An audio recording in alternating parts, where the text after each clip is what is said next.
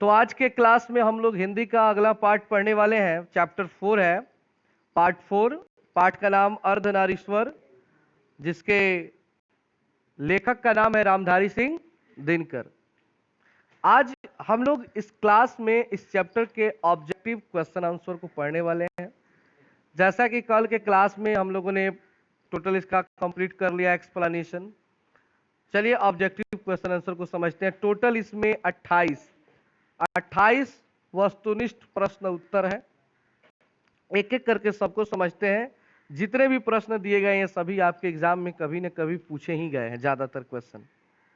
तो पहला प्रश्न है आपका, संस्कृति के 4 अध्याय किसकी कृति है? यानी कि एक पुस्तक का नाम है संस्कृति के 4 अध्याय, इसको किसने लिखा है? तो आपको याद रखना है रामधारी सिंह दिनकर। आप लोगों को जब लेखक का परिचय पढ़ाया गया तो वहां पे बहुत सारे पुस्तकों का मैंने जिक्र किया था कि इसको आप लोग याद कर लीजिएगा कि फलानवा पुस्तक को किसने लिखा है। आप फलानवा का अर्थ समझते हैं ना, मतलब जितने भी उसमें नाम दिए गए। आप फलानवा कोई नाम मत समझिएगा। तो रामधारी सिंह दिनकर। दूसरा प्रश्न है, कौन सी कृति रामधारी सिंह दिनकर की लिखी हुई है? यहाँ पे आपको 4 ऑप्शन दिया गया है और बताना इसमें से कौन है जो इसको रामधारी सिंह दिनकर ने लिखा है। तो एक जरूर इसमें कोई होगा जो रामधारी सिंह दिनकर ने लिखा होगा, एक 3 होगा जो नहीं लिखे होंगे। ए नंबर है शुद्ध कविता की खोज, बी नंबर है पुनर्वा, सी नंबर स्मृति की रेखाएं और डी नंबर है कविता के नए प्रतिमान। तो बताइए इसमें से कौन है जिसको रामधारी सिंह दिनकर ने लिखा है? तो ऑप्शन नंबर ए है शुद्ध कविता की खोज, उसको लिखे हैं रामधारी सिंह दिनकर। तीसरा प्रश्न है, कौन सी कृति रामधारी सिंह दिनकर की लिखी हुई नहीं है? आप ध्यान दीजिएगा। अब इसमें से 4 गो ऑप्शन में से 3 गो होगा जो उन्होंने लिखा होगा, एक होगा जो उन्होंने नहीं लिखा होगा। वो कौन सा है? पहला ऑप्शन है वट पीपल, बी उर्वशी, सी काव्य की भूमिका, डी साकेत। कौन है जिसको नहीं लिखे है वो? बहुत सुंदर, डी नंबर ऑप्शन होगा साकेत, उन्होंने नहीं लिखा है। 4 नंबर क्वेश्चन है, दिनकर को किस कृति पर, मतलब किस किताब को लिखने पर भारतीय ज्ञानपीठ पुरस्कार प्राप्त हुआ? तो इसमें 4 है। ए नंबर है अर्धनारीश्वर, बी उर्वशी, सी हुंकार, डी कुरुक्षेत्र। तो कौन सा लिखे थे इनको जी पर ज्ञानपीठ पुरस्कार मिला था? तो उर्वशी। क्या? उर्वशी। ऑप्शन नंबर बी सही होगा, उर्वशी को लिखने पर उनको यह पुरस्कार मिला था। 5 नंबर प्रश्न है, दिनकर का जन्म कब हुआ था? बहुत सुंदर, 23 सितंबर 1908 को। ऑप्शन नंबर ए सही होगा। क्वेश्चन नंबर 6 है, दिनकर किस युग के कवि हैं? तो उनको कहा जाता है छायावाद उत्तर कवि, छायावाद उत्तर कवि। आप लोग किताब पढ़ेंगे परिचित, उसी में लिखेगा कि छायावादी कवि हैं। किस प्रकार के कवि हैं? 7 नंबर है, रामधारी सिंह दिनकर की रचना इनमें से कौन है? ऑप्शन नंबर ए है अर्धनारीश्वर, बी है रोज, सी है ओ सदा नीरा, डी है जूठन। ए नंबर ऑप्शन से अर्धनारीश्वर किसने लिखा है? रामधारी सिंह दिनकर ने। 8 नंबर प्रश्न है, अर्धनारीश्वर शीर्षक निबंध के निबंधकार कौन है? रामधारी सिंह। देखिए एक ही सवाल को कई तरीके से पूछा जाता है, कभी ऑप्शन बदल दिया जाएगा, एक ही जैसा सवाल होगा, दोनों एकदम बिल्कुल एक जैसा, लेकिन ऑप्शन क्या किया जाएगा?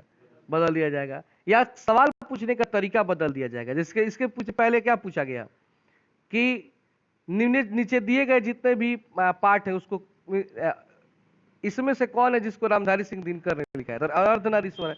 लेकिन इसी में क्या पूछा जा रहा है कि अर्धनारीश्वर के निबंधकार कौन है? तो रामधारी सिंह दिनकर। 9 नंबर प्रश्न है, अर्धनारीश्वर किसका कल्पित रूप है? हाँ बहुत सुंदर, ए नंबर ऑप्शन सही है, शंकर और मां पार्वती का कल्पित रूप है, कल्पना वाला रूप है। आधा शरीर भगवान शंकर का है और आधा शरीर मां पार्वती का है। 10 नंबर है, दिनकर को किस कृति पर ज्ञानपीठ पुरस्कार प्राप्त हुआ? अभी आप लोगों ने जस्ट पहले बहुत सुंदर उर्वशी पर, किस पर मिला था? बड़े इंपोर्टेंट क्वेश्चन, याद रखिएगा इसको। 11 नंबर प्रश्न है, युद्ध और शांति की समस्या पर लिखी गई काव्य कृति है। तो युद्ध और शांति की समस्या पर कौन सी किताब लिखे गए थे? तो ए नंबर ऑप्शन है नील कुसुम, बी कुरुक्षेत्र, सी द्वंद्व गीत, डी रश्मि रथी। बहुत सुंदर, बी नंबर ऑप्शन सही है, कुरुक्षेत्र। क्या होगा? कुरुक्षेत्र युद्ध और शांति की समस्या पर लिखी गई काव्य कृति है। 12 नंबर प्रश्न है, गांधारी कौन थी? ऑप्शन नंबर ए है दुर्योधन की मां, कृष्ण की मां, सी है अर्जुन की मां, डी है बलराम की मां। ए नंबर ऑप्शन है दुर्योधन की मां कौन थी? गांधारी। 13 नंबर, प्रेमचंद्र क्या थे? ए नंबर ऑप्शन गीतकार, मतलब गीत गाते थे, बी नंबर कथाकार यानी कथा लिखते थे, कहानी, सी फिल्मकार, फिल्म बनाते थे, डी संगीतकार और संगीत बनाते थे। क्या थे वो? बी नंबर है, बहुत सुंदर, कथाकार, कहानी लिखने का काम करते थे। 14 नंबर प्रश्न है, अर्धनारीश्वर पाठ के लेखक कौन है, या अर्धनारीश्वर किसकी रचना है? तो रामधारी सिंह दिनकर। 15 नंबर प्रश्न है, दिनकर जी का जन्म बिहार के किस जिले में हुआ था? बेगूसराय। जिला का नाम क्या है?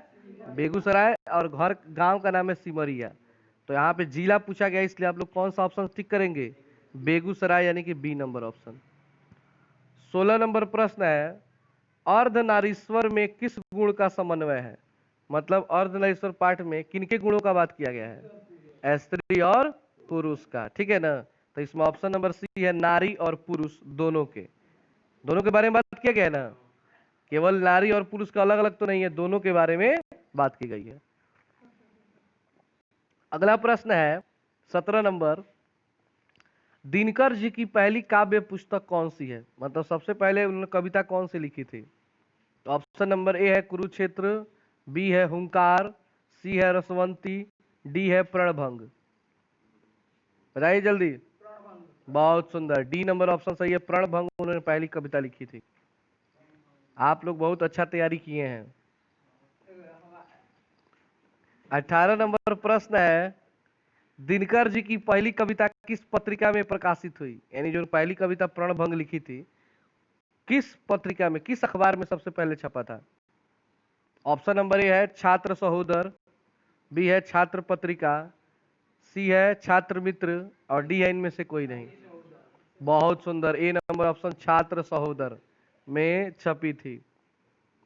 19 नंबर प्रश्न है, दिनकर जी की पहली कविता कब प्रकाशित हुई? यानी कब प्रकाशित हुआ था? 1925 में। बहुत सुंदर, ऑप्शन बोलने से पहले आप जवाब बता दे रहे हैं। ऑप्शन नंबर बी होगा सही। 20 नंबर क्वेश्चन है, दिनकर जी के अनुसार यदि पति विचार है तो पत्नी क्या है? मनकर दिनकर जी ने पति को विचार कहा है, तो पत्नी को क्या कहा है? तो पत्नी है भावना। पत्नी क्या है? भावना। अगर पति विचार है तो पत्नी भावना है। सी नंबर ऑप्शन सही है। 21 नंबर प्रश्न है, बुद्ध और महावीर ने नारियों को कौन सा अधिकार दिया? तो बहुत सुंदर, भिक्षुणी बनने का। क्या बनने का? कल ही पढ़े थे ना कि इन लोगों ने अधिकार दिया कि महिलाएं भी भिक्षुणी बन सकती हैं, संन्यास को धारण कर सकती हैं।